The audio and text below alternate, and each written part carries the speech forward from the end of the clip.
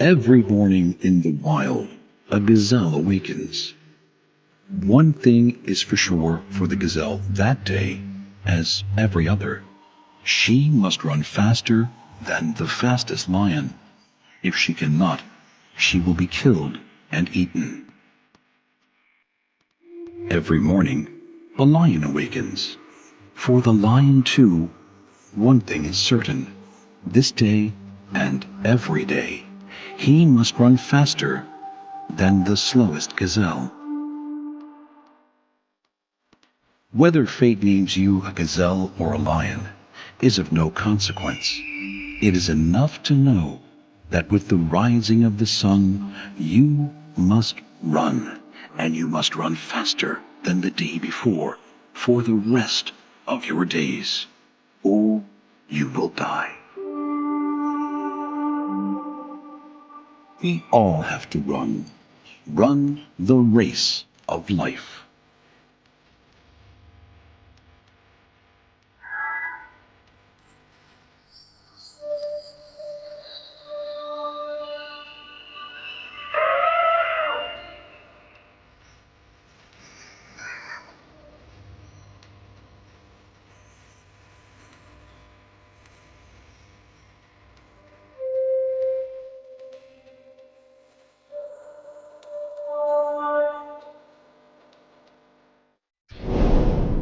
To survive in the wild, you have to fight.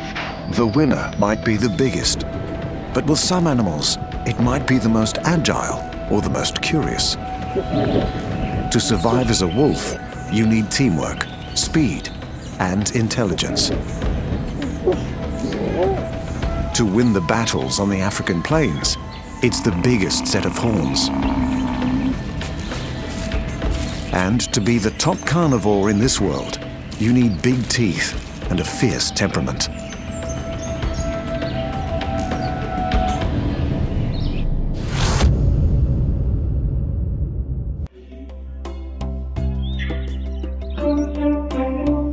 Keeping constantly on the move is just one way to win the race of life. All across the world, there is another prevailing skill for staying alive. It is a skill and an art that works in every ecosphere, from the jungle to the open sea. The animals who are masters of this art are often top of the food chain. They get first access to food and have almost no natural predators. They are strong survivors, from the icy lands of the Arctic to the sun-baked grasses of the equator. They can be found on isolated islands, cut off from the rest of the world, and among the crowded national parks of Africa. These animals are supremely designed for fighting. From the dogs of the sea to wolves, bears, and buffalo, they are the great warriors in the race of life.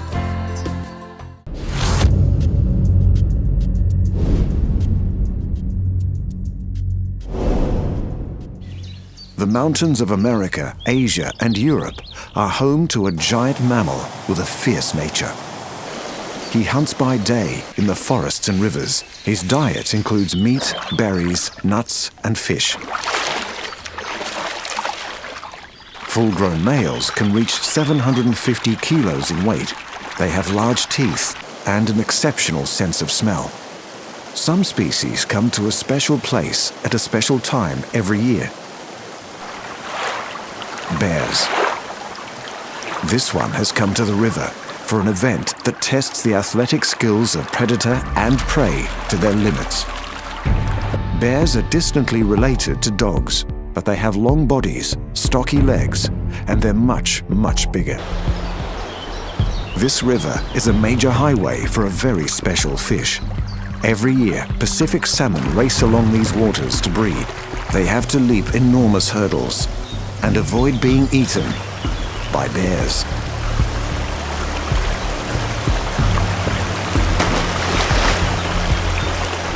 These salmon have been at sea for 2 years. Now they're returning upriver to where they were born. This adult grizzly bear has been practicing her fishing techniques for several seasons.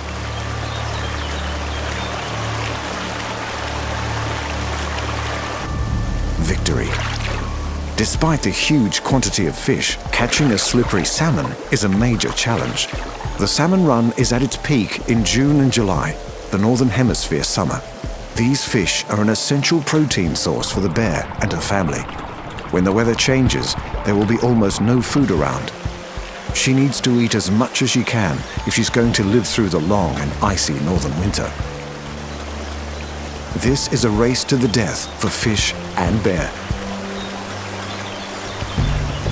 Only the fastest and strongest salmon will get past the line of bears. And only the bears who pack in lots of protein will be strong enough to survive when the snow closes in.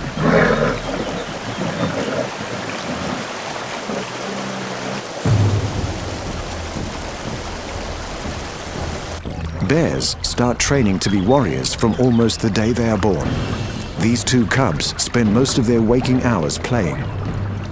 But they are developing the skills they need to be good fighters.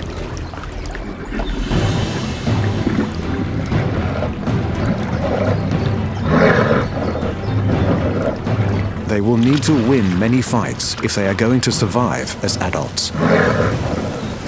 Bears don't just fight for food. They fight to defend territory and to win a mate. They also fight to protect their families. This young grizzly male is looking for his own territory. Bears are not very sociable. When they're not breeding, they usually live alone. But this territory has already been claimed. This time, the fight between the two bears is serious. If you have no territory, you have no food. In the wild, injury is as good as a death sentence. The new bear is too small. He's not strong enough to win this time. The dominant bear has won the race of life today. The younger bear must come back when he's big enough to take on this dominant male.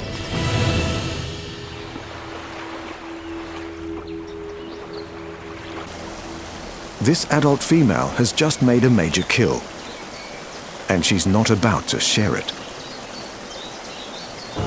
A wolf has picked up the scent of the kill. He's also hungry. The wolf is wary as he approaches the carcass. He's no match for the size and strength of the bear.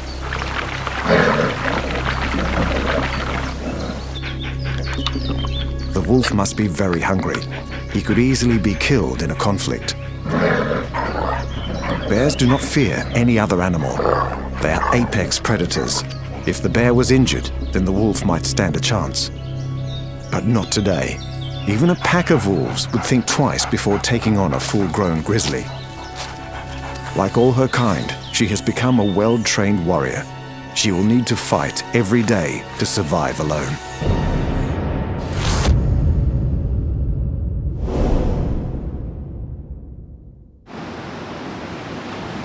Competition is tough where the land meets the sea. Food can be plentiful, but that attracts a whole host of predators, and somewhere safe to live is often hard to find. Creatures who choose to live here must learn to fight for their share. Sea lions are perfectly adapted to live in this boundary zone, hunting in the water and resting on dry land. They live in vast groups comprising males and females, young and old. Some colonies have over 1,000 individuals. To hold all this territory, sea lions have become intelligent and fierce fighters. There are 7 different species of sea lion. Despite their adaptation for life in the sea, they all have a fur coat and small ears. This adult female is off on a hunt. Once in the water, she's really in her element. She's capable of speeds of up to 40 kilometers an hour. And she can dive down 250 meters.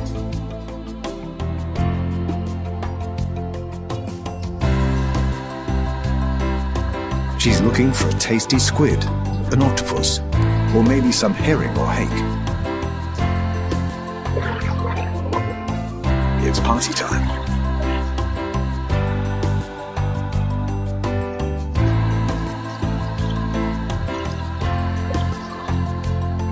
Now they've been fed, it's time to head for home. Sea lions have 2 major predators who won't be far away: sharks and orcas. So they're racing back to the beach for their own safety.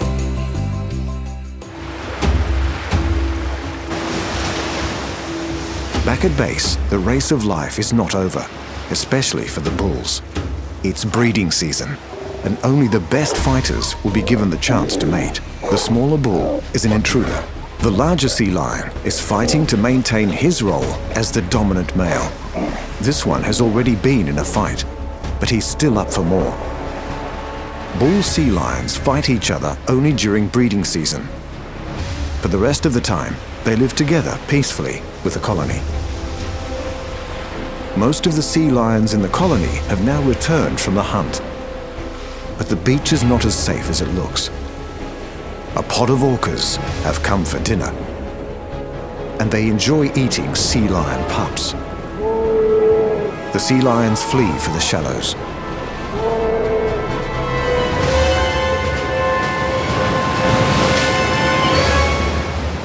The pup was too slow, and he has lost his race of life today. No one knows for sure why the whales throw the pups around, perhaps to stun them, or maybe even as a game. The orcas visit this beach every year during sea lion breeding season. It's a perfectly balanced fight for survival. Once the pups get too big, the orcas will leave, and enough sea lions will survive to sustain the colony in its communal race of life.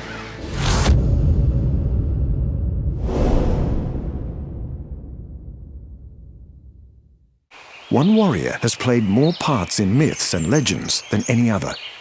He's portrayed as a dark creature of the forest, a figure of nightmares and horror stories. He hunts in packs and howls at the moon. Animals take flight when they sense his approach. The wolf. Wolves have lived close to humans for almost 15,000 years. They came close to our campfires in prehistoric times and have served us as hunters, guardians, and companions ever since. The wolf is the direct ancestor of all our domestic dogs. He's intelligent, social, and a very impressive fighter. Life is tough on the Arctic tundra. There's limited sunlight, not much warmth, and very little food. Your chance of survival is increased if you work as a team. It's springtime. The snow is clearing, and the short growing season is beginning. The reindeer calves have just been born. This mother is nervous. She's seen the wolves.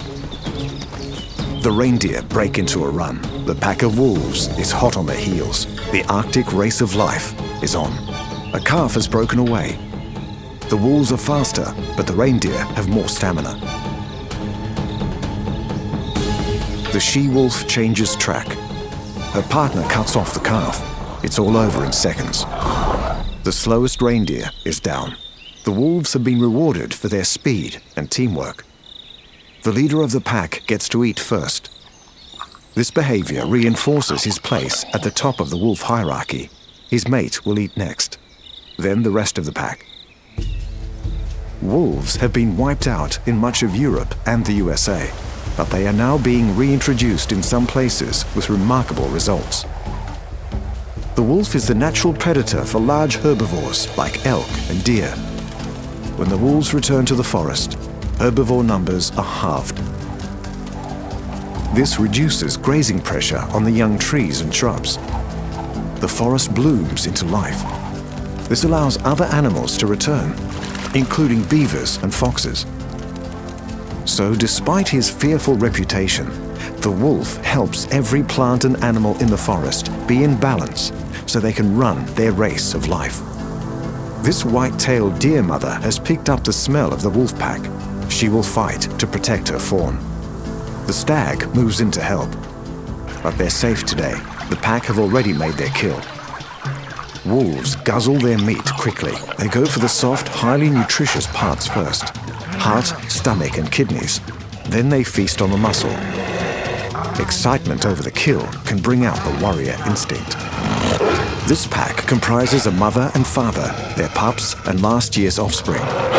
They're one close family. So although the fighting looks fierce, no one will get seriously hurt. The family that hunts together, eats and fights together. And this wolf family is winning its warrior race of life together.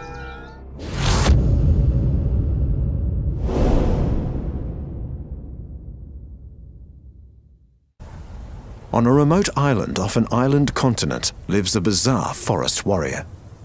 He has strong jaws and sharp teeth and likes to hunt under the cover of darkness.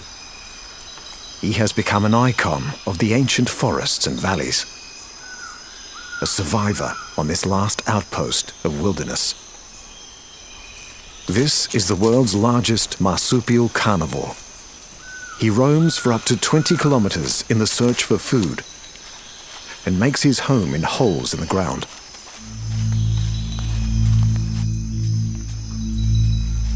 He usually lives alone, but is often seen near others of his kind when there's food or shelter around. And he will use almost any excuse to fight. This is the Tasmanian devil. They used to roam across the entire continent of Australia until humans wiped them out. Now they are clinging to survival on the island of Tasmania. They're not territorial, but devils will guard almost anything. Devil jaws are an amazing weapon. With teeth like hyenas and a bite force that is the strongest in the animal kingdom. Fighting seems to be their favorite pastime. Tasmanian devils enjoy many kinds of meat, from fresh kills to decaying carcasses. These feisty little balls of muscle are the true warriors of the marsupial world. The Tasmanian devil is a truly unique animal. He is the size of a small dog, but his large head and tail make up half his length. The mountains and valleys of Tasmania echo with blood-curdling screams of the devil. This island is famous for its untouched wilderness and primeval forests. A perfect hiding place for an animal on the edge of extinction. This devil can smell an intruder. His jaw can open as wide as 80 degrees, and his bite is capable of crushing bones. His bite is so strong, he can even bite through pieces of thick metal wire. This national park has one of the largest groups of Tasmanian devils. This male can smell blood. It could be a carcass or an injured animal. His large clumps of whiskers help him find his way around in the dark, but they are also part of his adaptation as a warrior. Tassie Devil's whiskers help him precisely locate the face of his opponent. These guys might look stocky and clumsy, but they are precision fighters. Most devils have scars around their faces from many encounters like these.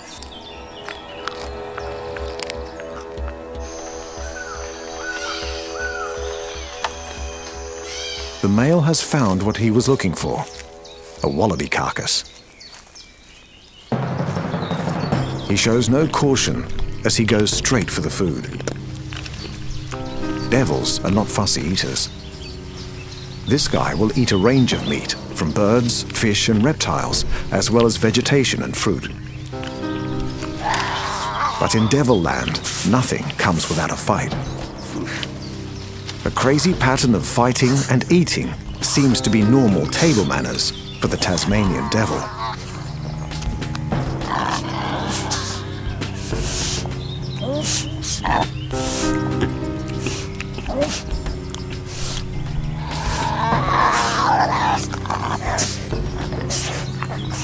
They very rarely fight to the death, but these stoushes enable a hierarchy among the devil community. Our big male is top devil today. The search for food among these mountains and lakes can be hard work. Devils can travel long distances at speeds of 10 kilometers an hour. They are the marathon runners of the Tasmanian wilderness. Sometimes they stop and start as they prepare for an ambush. This female can hear other devil calls. Another carcass. This time, there are 5 devils fighting for a share of the meal. Believe it or not, This is a social event. The fierce noises advertise the fact there's a meal to be had to other devils. The amount of noise indicates the size of the carcass. Fights like this keep the animals in the peak of fitness. Muscles, jaws, and high-speed reactions are constantly pushed to their limits. Our female is told to push off, but she won't take no for an answer. If she's not prepared to do battle to eat, then she will not survive. When devils attend these eating frenzies, they are communicating in a complex language. They have 20 different physical postures and 11 different vocal sounds. It might look brutal, but Tasmanian devils are sophisticated fighters with rules and manners.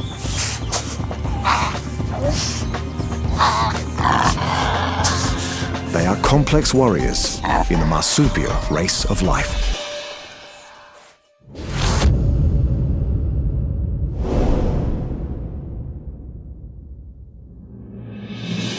One of the most dangerous animals in Africa is famous for his size.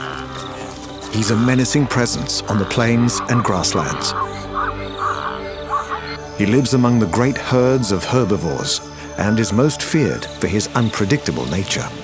This fierce warrior kills more people every year than lions or leopards, but his main diet is grass. He hides among the tall grasses and reeds, ready to attack at any moment. The Cape buffalo. These impressive animals can stand 1.5 meters tall and weigh nearly a ton. But the reason for their deadly reputation is on their heads. Both males and females have a formidable set of horns. These horns are fused across the base, so they act as sword and shield. Cape buffalo are a species unto themselves, and they stand alone as the greatest herbivore warrior on the planet. This herd is mostly made up of related females and their young. There is one dominant male who can be recognized by the size of his horns. On the fringes of the herd are the young males. They waste no time getting into training with those horns. They start with play fights. Then the sparring becomes a jousting match to establish a hierarchy. Buffalo have only 3 main enemies: lions, humans, and the African dry season. They must join the great race of life across the plains to find fresh grazing lands and water. These migrating herds can contain over 2,000 buffalo. They join the vast numbers of wildebeest, zebra, and antelope in the long march to greener pastures.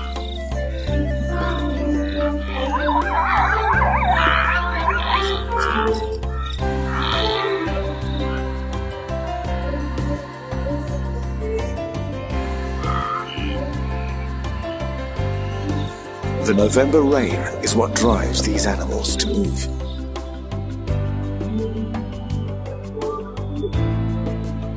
The Serengeti Plains near the Ngorongoro crater become rich with new growth grass. But by May, the grass is all grazed out, and the herds move north towards Kenya's Masai Mara. This is the greatest concentration of animal life on the planet, a true wonder of the natural world.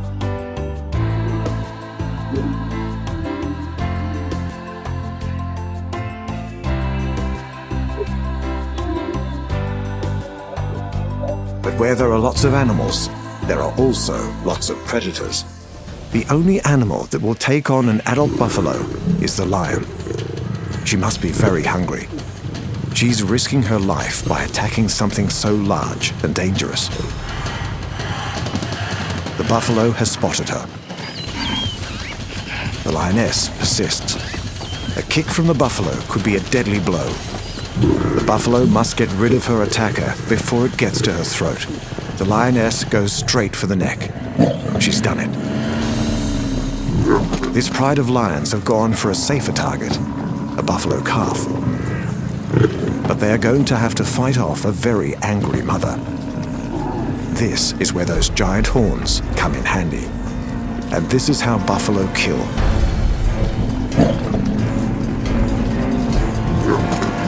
The lioness has pushed it far enough. She's not happy, but the buffalo and her calf have won their race of life today. The entire herd is now alerted. They don't want the lions hanging around. It's not worth the risk. The lions back off. They will have to find their meal elsewhere. The buffalo have not only protected themselves, they have protected their young. In this way, the entire herd of bovine warriors wins their race of life.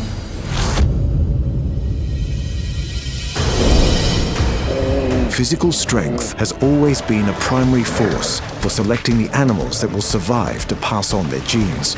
The great warriors of the wild have become large and strong as a result.